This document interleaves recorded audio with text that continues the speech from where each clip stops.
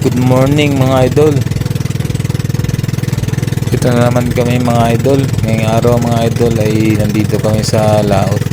Nakikita nyo naman mga idol, nakasakay kami dito sa bangka. Papunta kami ng laot at mamimingwit. Mamimingwit kami ngayon mga idol. Ang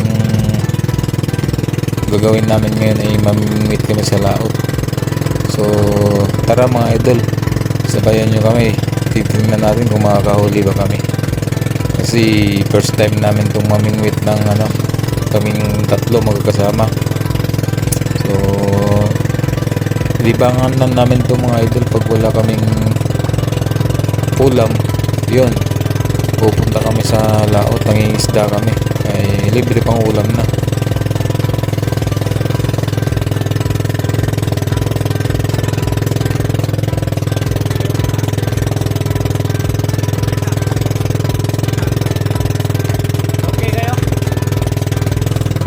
So ngayon mga idol ay nandito na kami sa gitna ng laot mga idol.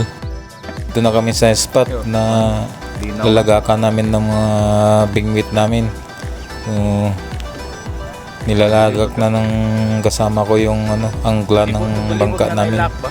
So mamaya mag-umpisa na kayong mamingwit. Magkabalibod, ibangan dire. Mana na? Di na naka-kuhan? Di na naka-ipsot? Ngayon mga idol ay piniprepare ko na yung kawil namin. Mag-umpisa na kaming mamingwit mga idol. Ito pala yung kawil na gamit namin mga idol. Dalawa yung kawil na nakalagay. Sa isang pingwit, dalawang kawil ang nakalagay. So yung pain pala namin mga idol ay ito, mga hipon na maliliit. So yan kasi ang paboritong kainin ng mga isda sa amin na pinapamingwit namin sa laot mga idol yung tinatawag namin na lagaw. Yan ko lang kung anong tawag dun sa Tagalog. So antabayanan ng mga idol yung pagpamingwit namin kung makakahuli ba kami. Malalim pala itong pinapamingwitan namin mga idol. Siguro mga 12 na 12 dipa ito. Ay nandito yung yung tinatawag namin na lagaw na isda dito na umugad sa medyo malalim. So ayan mga idol, may kumagat sa kawil ko. Ayan mga idol, first catch. Yung sariwang-sariwa pa yan mga idol, gumagalaw pa yan. Yan yung tinatawag namin na lagaw mga idol. Yung isda na yan, lagaw ang tawag sa amin yan. Yan ko lang kung anong tawag niyan sa Tagalog. Yan yung masarap isigang mga idol. Mahal ito sa palengke, itong isda na to. So ayan naman mga idol, meron naman kumagat sa pain ko. Pangalawang huli ko na to mga idol. Sana malaki itong makukuha ko ngayon. Yung nahuli ko pala na ito mga idol hindi nakakain to. Ito yung tinatawag na butite, yung nakakalason. Nakakain to mga idol pero sa mga professional lang, yung mga marunong magtanggal ng lason nito. So kami hindi namin kinakain to kasi hindi kami marunong magtanggal ng lason ng isda na yun So ito mga idol, yung kasama ko nakahuli ng malaki. Yan tuwang-tuwa siya kasi unang huli niya yan. Malaki yan mga idol Ito naman ng mga idol, may kumagat na naman sa pain ko.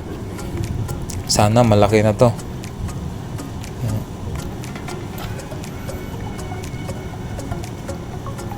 Ayun, maliit mga idol, maliit na ang ko lang kung pugapo yata yan sa Tagalog. Maliit yung nahuli ko. Pero parang malaki siya kung kumagat kasi mabigat pag hila mo, gawa nung bubuka yung bibig niya Akala ko malaki. So ayun pala mga idol, nagugutom na kami kaya yung huli namin nilinisan lahat ng kasama ko. Ayun mga idol lulutuin na yan mga idol yung mga isda na yan. Madami-dami din tong niluto namin mga idol Ilang piraso din yan.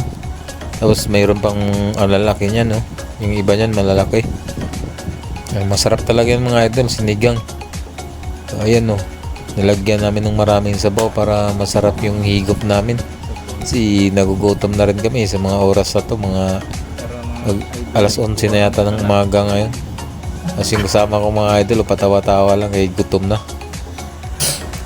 Ayun, yung isang kasama ko mga idol, nakahuli rin. First catch niya yan. Yun, laki.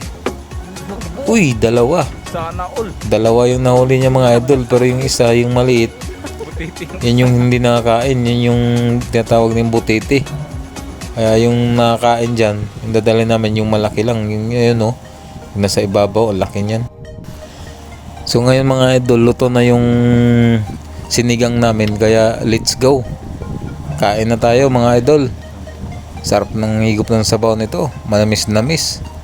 Sariwang sariwa pa. Kakakuha lang galing dagat. Luto agad. Ayun oh. Sarap na sabaw niyan mga idol. Sabaw yung titirahin natin dyan. Yung mga kasama ko gutom na rin. Ayun oh. Masalok na rin yung isang kasama ko mga idol. Gutom na rin yan. Yun. Ginawa ng pinggan yung baunan niya mga idol. Yung baunan niyang malaki. So ayun mga idol, kain tayo.